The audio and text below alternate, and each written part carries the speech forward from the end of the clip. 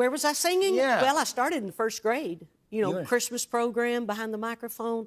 And then Pake and Susie and I, my older brother and little sister, we had a singing McEntire trio. She never expected one dress to spark 37 headlines, but that daring red gown wasn't just a fashion statement, it was a declaration. For decades, Reba McEntire carried secrets, fought battles behind the scenes, and defied expectations in an industry that tried to control her. But what really pushed her to break free? From personal heartbreak to career-defining moments, this is the story of how country music's sweetheart became its fiercest rebel. Long before the fame and controversy, Reba McEntire was just a small-town girl from McAlester, Oklahoma. Born on March 28, 1955, she grew up in a hard-working rodeo family where luxury was a distant dream. Her father, a champion steer roper, dominated the rodeo world, but at home, life was simple and tough. No phone until she was in 5th grade, no indoor plumbing in their 3-room house,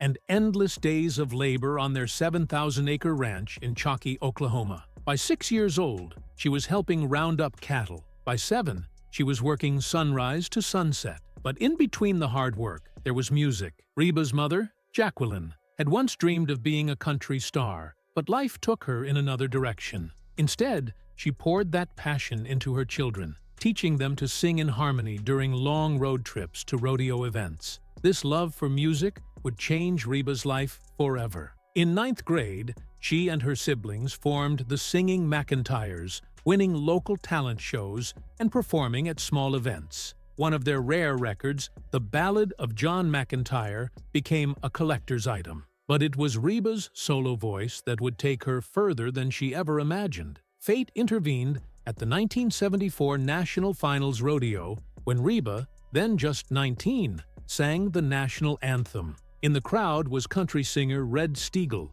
who instantly recognized her talent. He approached Reba and her family with an offer that seemed too good to be true, a chance to record in Nashville. Just a few months later, Reba and her mother packed their bags and made the 670-mile journey to Music City, chasing a dream with little more than hope and Red's industry connections. But Nashville wasn't the fairy tale they had imagined. They scraped by in tiny rented apartments, while Reba juggled auditions and odd jobs. Even after signing with Mercury Records in 1975, success was slow. Her debut single, I Don't Want to Be a One-Night Stand, flopped, and album after album struggled to make an impact. At one point, she was performing at tiny clubs for just $50 a night, barely able to pay her bills. The record label pushed her toward a polished pop country sound, but it didn't sit right with her. She had a voice that could shake the walls, and she wasn't going to waste it on songs that didn't feel real.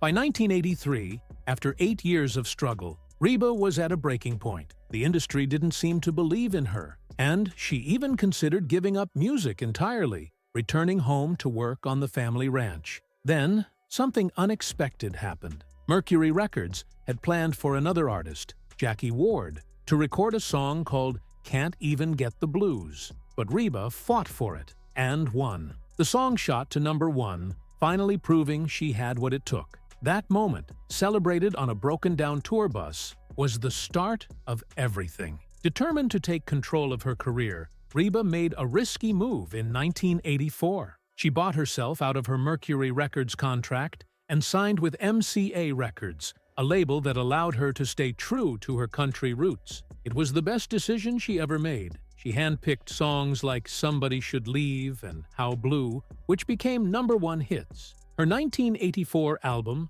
My Kind of Country, brought her back to the traditional country sound she loved. And suddenly, Nashville was paying attention. Then came the unimaginable tragedy that would change her forever. On March 16, 1991, at 1:45 a.m., a plane carrying 7 of Reba's band members and her tour manager crashed into Otay Mountain just outside San Diego. All 10 people on board, including the 2 pilots, were killed instantly. Reba wasn't on the flight. A last-minute decision to stay behind due to bronchitis had spared her life. But the devastation was unbearable. When she got the call, she collapsed, unable to comprehend the loss. The investigation later revealed that pilot error and poor flight planning had caused the crash, making the tragedy even harder to accept. But the real story, that dress wasn't about shock value. It was about transformation. For Reba, this moment was unlike anything she had ever faced.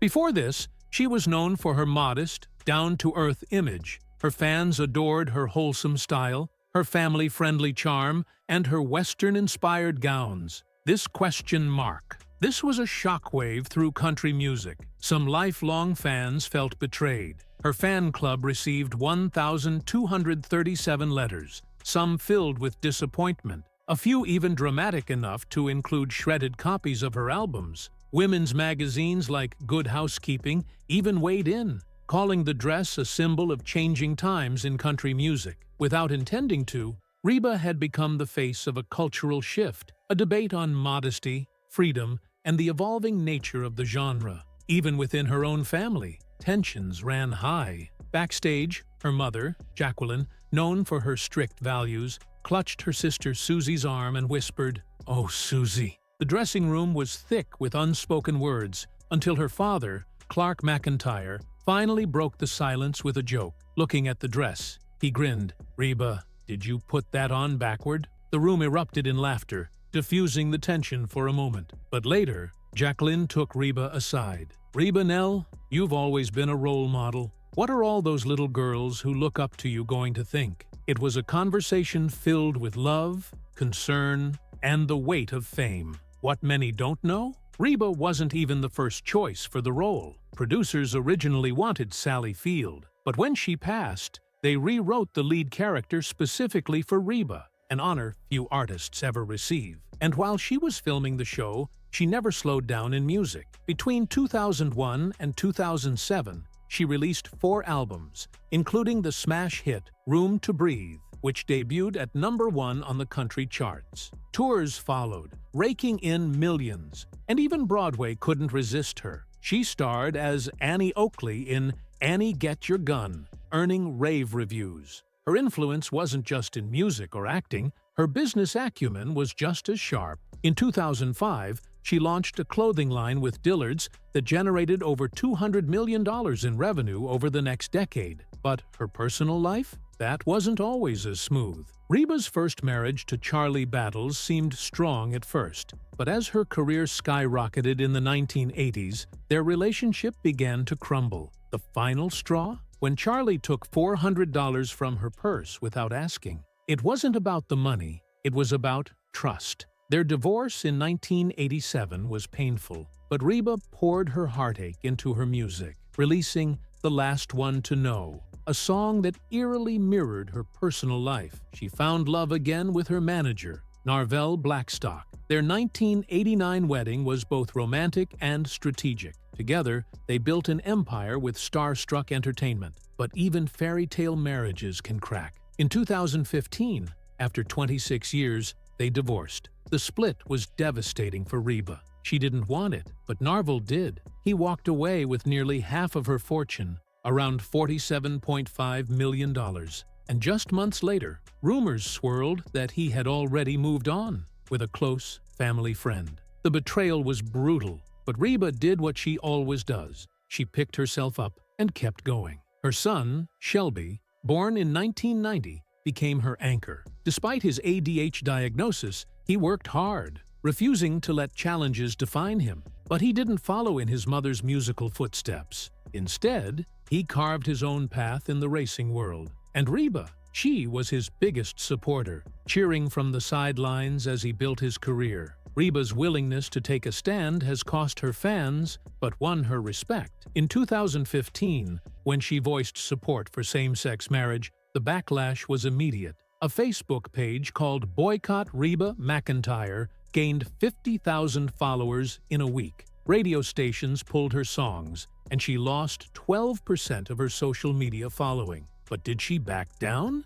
Not a chance. 2 days later, she posted a rainbow-colored version of her logo, defying the critics. And when same-sex marriage was legalized nationwide, she invited a same-sex couple on stage at her concert to propose. Hundreds walked out, but thousands cheered. By 2018, A survey showed that Reba had actually changed minds. "What's wrong with this picture?" she asked, earning a standing ovation. Love her or hate her, one thing is certain. Reba McEntire isn't just a country star, she's a force of nature. And no controversy, no heartbreak, no industry pushback has ever managed to dim her light.